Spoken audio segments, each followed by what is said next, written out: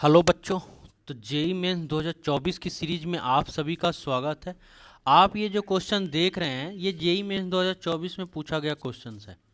ठीक है, memory based question है, हो सकता है इसमें थोड़ा बहुत एरर भी हो जाए, लेकिन ये जो क्वेश्चन है ये दिया हुआ है आपके एग्जाम्स में। ठीक है, द क्वेश्चन क्या है? The heat of combustion of solid benzoic acid. Solid benzoic acid acid को क्या किया जा रहा है? बर्न कर किया जा रहा है एट कांस्टेंट वॉल्यूम पे। कांस्टेंट वॉल्यूम पे इसको बर्न किया गया। ठीक है, the heat of combustion at constant pressure is. Heat of combustion at constant volume पे हीट इतना है। कांस्टेंट वॉल्यूम पे हीट कितना है? इतना दिया हुआ है। ठीक है, और आपसे क्या पूछ रहा है? कांस्टेंट प्रेशर पे हीट इतना दिया हुआ है।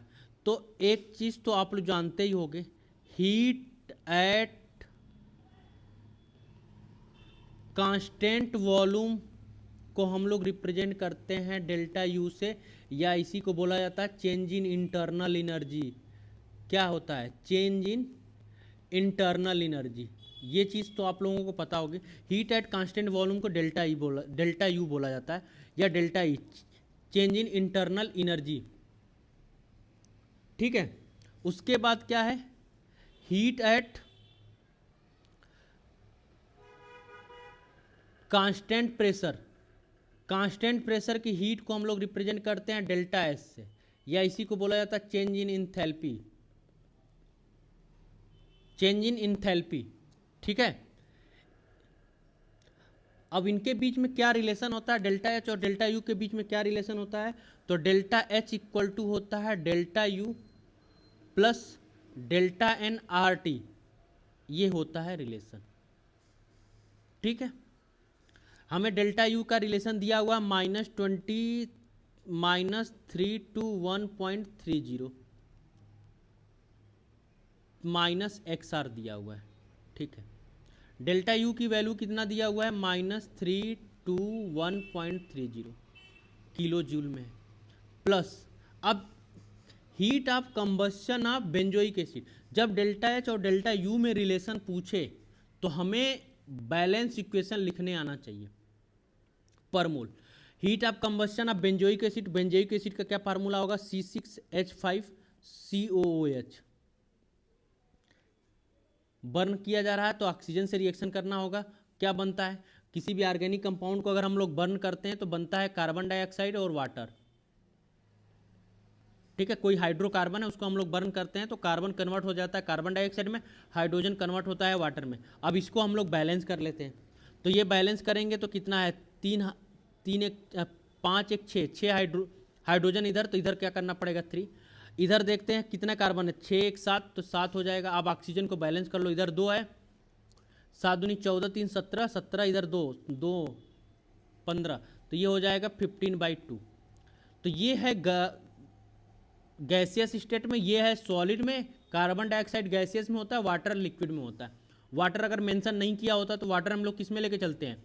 लिक्विड में लेके चलते हैं। ठीक है, तो ये चीज हो गया बैलेंस इक्वेशन। अब यहां से डेल्टा एन जी निकाल लो। डेल्टा एन जी का मतलब क्या होता है? Gaseous product minus gaseous reactant. तो इसको नहीं काउंट करेंगे, इसको नहीं काउंट करेंगे। 7 - 15/2 करेंगे तो क्या आ जाएगा? 1/2। ठीक है, तो ये वैल्यू हमारी एन की वैल्यू आ गई। क्या? प्लस कर लो इसको। ये डेल्टा एन की वैल्यू हाफ आ गई। आर की वैल्यू आर के टर्म में हमें लिखना, तो आर हो गया। टेम्परेचर केल्विन में होता है, तो टेम्परेचर कितना दिया हुआ है? 25 डिग्री टेम्परेचर दिया हुआ है। केल्विन में 27 डिग्री टेम्परेचर दिया हुआ है। कितना? 27 डिग्री टेम्परेचर दिया हुआ है, तो केल्विन में कन्वर्ट करेंगे तो 300 केल्विन हो जाएगा। तो हमारा टेम्परेचर कितना हो गया? 300 केल्विन। इसको कट कर देते हैं तो ये आ जाएगा 150। लेकिन ये खास बात देखो, ये डेल्टा एच जो हमारा दिया हुआ है किलो जूल में दिया हुआ है। यूनिट का ध्यान देना, डेल्टा एच जो है वो किलो जूल में दिया हुआ है। बहुत सारे बच्चे इसका रिलेशन जो लिख के आ रहे हैं R = 150 लिख के आ रहे हैं, तो 150 नहीं होगा। रीजन, क्योंकि हमें जो वैल्यू दिया हुआ है ये किलो जूल में दिया हुआ है, और ये एक्स आर भी किलो जूल में है। और यहाँ पे आर की जो वैल्यू होती है वो हम लोग किस में पुट करते हैं? जूल में। आर की जो वैल्यू होती है 8.314 जूल मोल पर केल्विन यूज किया जाता है। ये यूज करते हैं। तो जूल में है, तो जूल को किलो जूल में कन्वर्ट करने के लिए क्या करना पड़ेगा, तो जूल को किलो जूल में कन्वर्ट करने के लिए क्या करना पड़ेगा,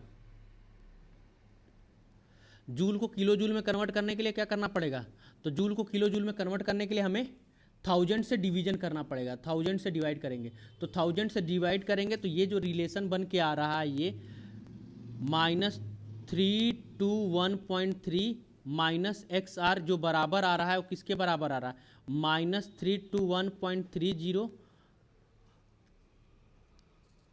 ये हाफ था माइनस में, तो माइनस ये आ रहा है 150 से करेंगे तो ये 0.15 किलो जूल में आ जाएगा, यानी कि x की जो वैल्यू आ रही है r किलो जूल हो जाएगा, 0.15 r किलो जूल हो जाएगा। तो यहाँ से x की जो वैल्यू आ रही है वो x की वैल्यू आ रही है 0.15, x की जो वैल्यू आ रही है वो 0.15, और अगर इंटीजर में बात करेंगे तो ये वैल्यू आ रही है 0 के बराबर, यानी कि x की जो वैल्यू होगी वो 0 होगी। होप सो आपको ये चीज़ समझ में आया होगा। देखिए क्या करना है, यहाँ पे हमें ये किलो जूल लगाया हुआ है तो ये हमें किलो जूल में करना पड़ेगा।